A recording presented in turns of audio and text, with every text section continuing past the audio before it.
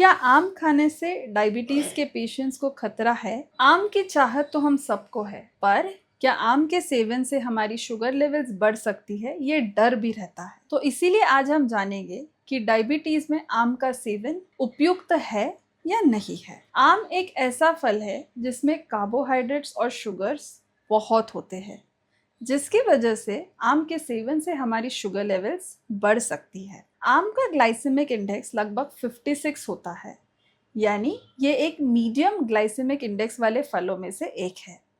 इसका मतलब ये है कि अगर हम अधिक मात्रा में आम का सेवन करते हैं तो इससे हमारी शुगर लेवल्स बढ़ सकती है। तो क्या हमें आम खाना चाहिए या नहीं? एक्सपर्ट्स की माने तो आम के सेवन से शुगर पर भी प्रभाव काफ़ी हद तक पड़ सकता है। इसीलिए आपको ध्यान रखना है कि आपके शुगर लेवल्स कंट्रोल में है या नहीं है। अगर आपके शुगर लेवल्स कंट्रोल में है तो आप लगभग 80 to 100 ग्राम्स आम का सेवन कर सकते हैं। पर यह आपको ज़रूर ध्यान रखना है कि आम का सेवन करने के बाद आप अपनी शुगर लेवल्स ज़रूर मॉनिटर करें, क्योंकि आम आपकी शुगर लेवल्स को तुरंत बढ़ा भी सकता है। कौन से समय पर हमें आम खाना चाहिए? हमें आम का सेवन यूजुअली रोटी के साथ या पूड़ियों के साथ करना बहुत पसंद है, पर ऐसा करने से हमारी शुगर लेवल्स तुरंत बढ़ सकती है। इसीलिए जब भी हम आम खाना चाहते हैं तो हमें उसे या तो ब्रेकफास्ट और लंच के बीच के समय में या लंच और डिनर के बीच के समय में ही खाना चाहिए।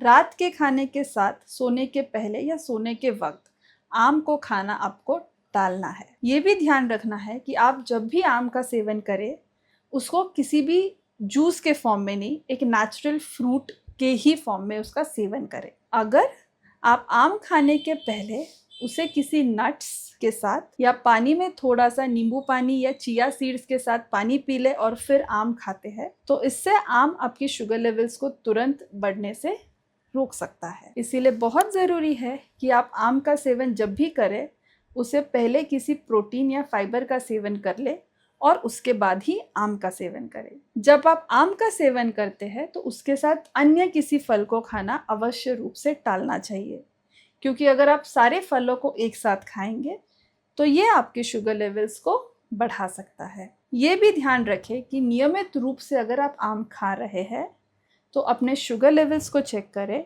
और अगर आपको कहीं भी लगता है कि आपकी शुगर लेवल्स बढ़ रही है तो तुरंत आम का सेवन रोक दे और अपने डॉक्टर से जांच करवा ले। इसी के साथ क्या हम आम का अचार या कैरी ये भी खा सकते हैं? कैरी में विटामिन सी और फाइबर अधिक मात्रा में होता है एज कम्पेयर टू आम। कैरी ये आम से एक प्री स्टेज होती है जहाँ कैरी में कच्चापन ज़्यादा होता है, इसीलिए कैरिया फाइबर युक्त होती है। तो अगर आप कैरिया खाना चाहते हैं तो रेगुलरली खा सकते हैं, पर क्वांटिटी को भी संभालें। एक वक्त में आप आधी कैरी अगर खाना चाहते हैं तो खा सकते हैं, बट इसी तरह से कि आप उसको या तो सलाद में मिला के ले लीजिए, पर अपने किसी भी कुक्ड फूड में उसको ना शामिल करें। अगर हम बात करें आम के अचार की, तो अचार हम सबका एक पसंदीदा आइटम होता है, पर अचार बनने में हम सबसे ज़्यादा जो प्रिजर्वेटिव यूज़ करते हैं वो होता है नमक। ऐसे में अगर आप रेगुलरली अचार का सेवन करें तो हो सकता है आपका ब्लड प्रेशर बढ़ने लगे। तो इसीलिए अगर आप इंस्टेंट अचार, यानी ऐसा अचार जो कुछ ही दिनों में ख़त्म हो जाए, ऐसा अचार अगर आप बनाते हैं जिसमें नमक की मात्रा आप कम से कम रखें और ये अगर आप थोड़ा बहुत खाएं तो चलेगा, पर आम का अचार अगर आप रेगुलर खाना चाहते हैं और आपको डायबिटीज़ है तो डेफिनेटली इसके बारे में आप थोड़ा सा सोच लीजिए। फिर जब हम देखते हैं तो इस सीज़न में हम कैरी का पन्ना भी एक ऐसी चीज़ है जो रेगुलर पीना पसंद करते हैं,